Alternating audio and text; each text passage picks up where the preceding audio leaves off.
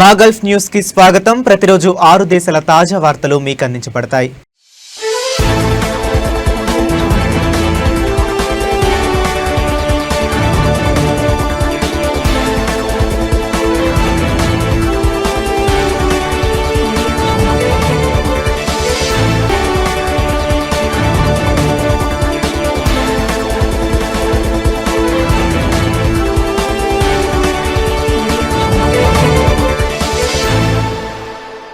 Hormuz జలసంధిలో నౌకాయాన భద్రత, ప్రాంతీయ ఉద్రిక్తతలు, తాజా పరిణామాలపై సౌదీ అరేబియా విదేశాంగ మంత్రి prince Faisal bin Farhan Qatar, Oman, Bahrain, Jordan విదేశాంగ మంత్రులతో విడివిడిగా ఫోన్లో చర్చలు జరిపారు.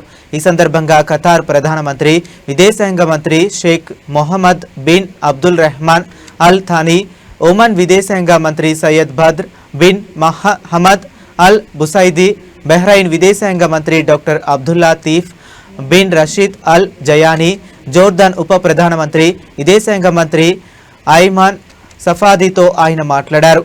మిడిల్ ఈస్టులో నెలకొన్న తాజా పరిస్థితులను సమీక్షించిన మంత్రులు ప్రాంతీయ దేశాలపై ఇరాన్ జరుపుతున్న దాడులను తీవ్రంగా ఖండించారు. ఆయా దేశాల సార్వభౌమాధికారాన్ని దెబ్బతీసే లేదా ప్రాంతీయ భద్రత, స్థిరత్వానికి ముప్పు కలిగించే ఎలాంటి చర్యలనైనా తిరస్కరిస్తామని స్పష్టం చేశారు.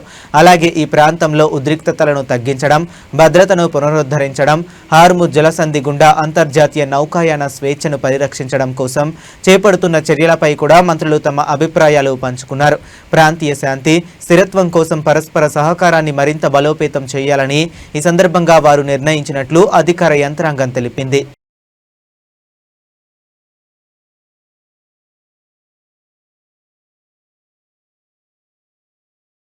కువైత్పై ఆదివారం జరిగిన దాడుల్లో దేశ ఉత్తర సరిహద్దులోని 3 భూ సరిహద్దు పోస్టులు, కువైత్ ఆయిల్ కంపెనీకి చెందిన సముద్రంలోని చమురు డ్రిల్లింగ్ ప్లాట్ఫామ్ దెబ్బతిన్నట్లు రక్షణ మంత్రిత్వ శాఖ వెల్లడించింది. ఈ ఘటనలో ఒక కార్మికుడు గాయపడగా అతనికి వైద్య చికిత్స అందిస్తున్నట్లు తెలిపింది. కువైత్ సాయుధ దళాల జనరల్ స్టాఫ్ ప్రకారం కువైత్ గగనతలంలోకి ప్రవేశించిన శత్రువుల వైమానిక లక్ష్యాలను సైన్యం విజయవంతంగా అడ్డుకొని కూల్చివేసిందన్నారు. దేశ భద్రత, ప్రాదేశిక సమగ్రతను కాపాడేందుకు సైన్యం పూర్తిస్థాయి అప్రమత్తతతో సిద్ధంగా ఉందని స్పష్టం చేసింది. మరోవైపు కువైత్ విదేశాంగ మంత్రిత్వ శాఖ ఈ దాడులను తీవ్రంగా ఖండించింది. ఇవి కువైత్ భద్రత, పౌరులు, ప్రవాసుల రక్షణకు ప్రత్యేక ముప్పుగా అభివర్ణించింది. అదేవిధంగా బహ్రెయిన్, ఒమన్, ఖతార్, జోర్డాన్లపై జరిగిన దాడులను కూడా కువైత్ ఖండించింది. ప్రాంతీయ శాంతి, స్థిరత్వాన్ని దెబ్బతీసే అన్ని చర్యలను వెంటనే నిలిపివేసేలా చర్యలు చేపట్టాలని అంతర్జాతీయ సమాజాన్ని కోరింది.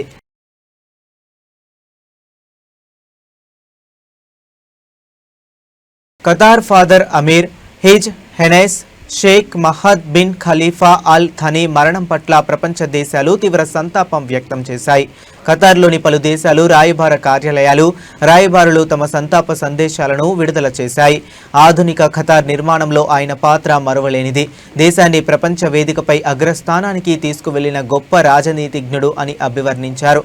Saudi Arabia, Oman, America, Turkiye, Egypt, Bharat, Britain, France, Canada, Australia, Japan, దక్షిణ Korea, Netherlands, Spain, Portugal, Switzerland, Sweden, Ukraine, Singapore, Mexico, Colombia, Finland, Greece, Poland, Hungary, Malta, Thailand, Uzbekistan, Venezuela తదితర దేశాల రాయబార కార్యాలయాలు తమ ప్రగాఢ సానుభూతిని ప్రకటించాయి.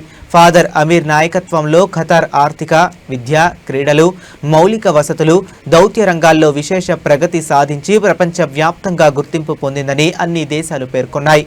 ఫాదర్ అమీర్ దూరదృష్టి, ప్రగతిశీల విధానాల వల్లే ఖతార్ అభివృద్ధి చెందిన దేశంగా అవతరించిందని భారత రాయబారి విపుల్ అన్నారు. ఇంధన రంగంతో పాటు విద్య, సంస్కృతి, క్రీడలు, మానవ వనరుల అభివృద్ధిలో ఆయన అందించిన నాయకత్వం చిరస్మరణీయమని పేర్కొన్నారు. టర్కీ రాయబారి డాక్టర్ ముస్తఫా గోక్సు, ఫ్రాన్స్ రాయబారి ఆర్నాల్డ్ పేషో, పాకిస్తాన్ రాయబారి మహమ్మద్ అమీర్ సహా పలువురు రాయబారులు ఫాదర్ అమీర్ను చరిత్రలో నిలిచిపోయే మహానాయకుడిగా అభివర్ణించారు.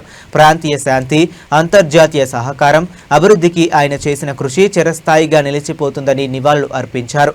ప్రపంచ దేశాల నుంచి వెల్లువెత్తిన ఈ సంతాప సందేశాలు father Amir Sheikh Mohammed bin Khalifa Al థానీకి అంతర్జాతీయ స్థాయిలో ఉన్న గౌరవాన్ని మరోసారి చాటి చెప్పాయి.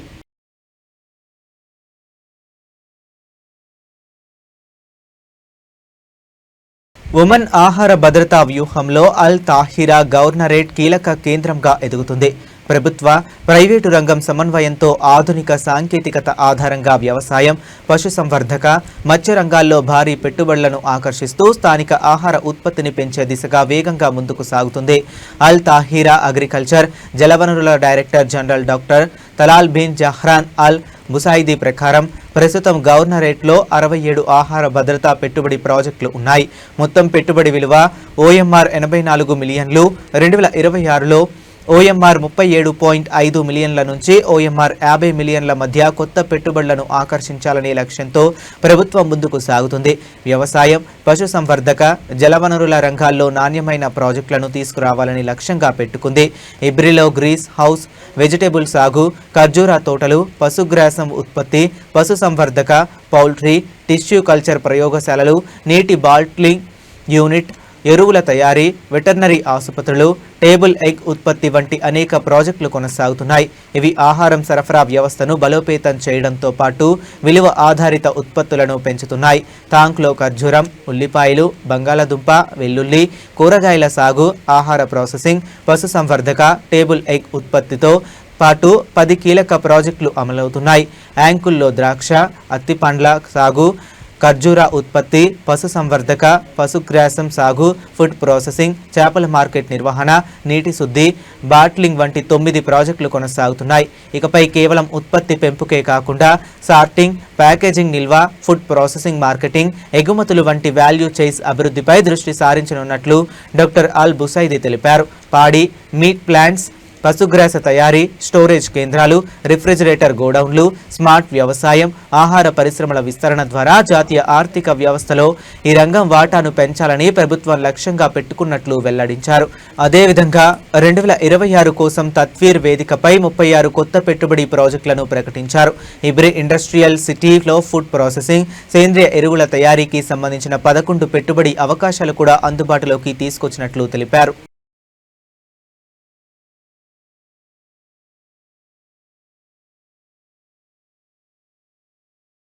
బహ్రెయిన్లో సోమవారం తెల్లవారుజామున అత్యవసర సైరన్లు మోగించినట్లు ఆ దేశ అంతర్గత వ్యవహారాల మంత్రిత్వ శాఖ వెల్లడించింది. పౌరులు, నివాసితులంతా ప్రశాంతంగా ఉండి సమీపంలోని సురక్షిత ప్రాంతాలకు వెంటనే వెళ్లాలని సూచించింది. ఈ మేరకు అంతర్గత వ్యవహారాల మంత్రిత్వ శాఖ తన అధికారిక ఎక్స్ ఖాతా ద్వారా ప్రకటన విడుదల చేసింది. సైరన్ మోగించబడింది. పౌరులు, నివాసితులు ఆందోళన చెందకుండా ప్రశాంతంగా ఉండి సమీపంలోని సురక్షిత ప్రాంతాలకు వెళ్లాలి అని ఆ ప్రకటనలో పేర్కొంది.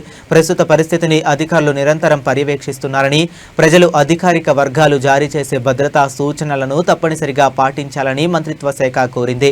అయితే సైరన్లు మోగించడానికి గల కారణంపై అధికారులు వెంటనే ఎలాంటి వివరాలు వెల్లడించలేదు.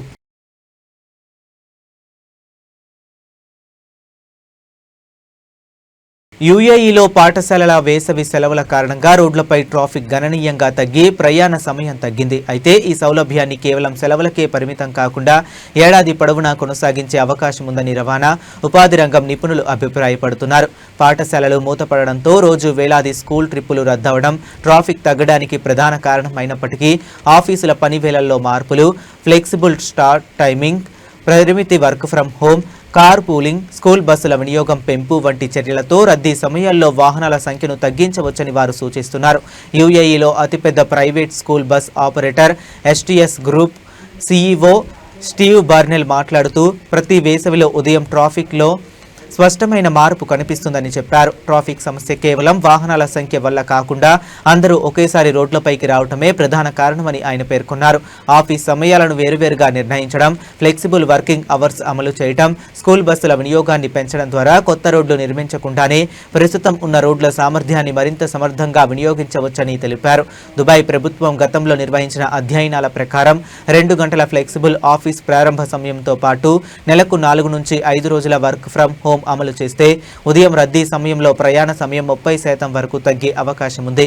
అలాగే ఉద్యోగుల్లో 20% మంది ఇంటి నుంచే పనిచేస్తే షేక్ జాయద్ రోడ్డుపై ట్రాఫిక్ 9.8% మరియు అల్ ఖైలే రోడ్డుపై 8.4% తగ్గవచ్చని అధ్యయనాలు వెల్లడించాయి.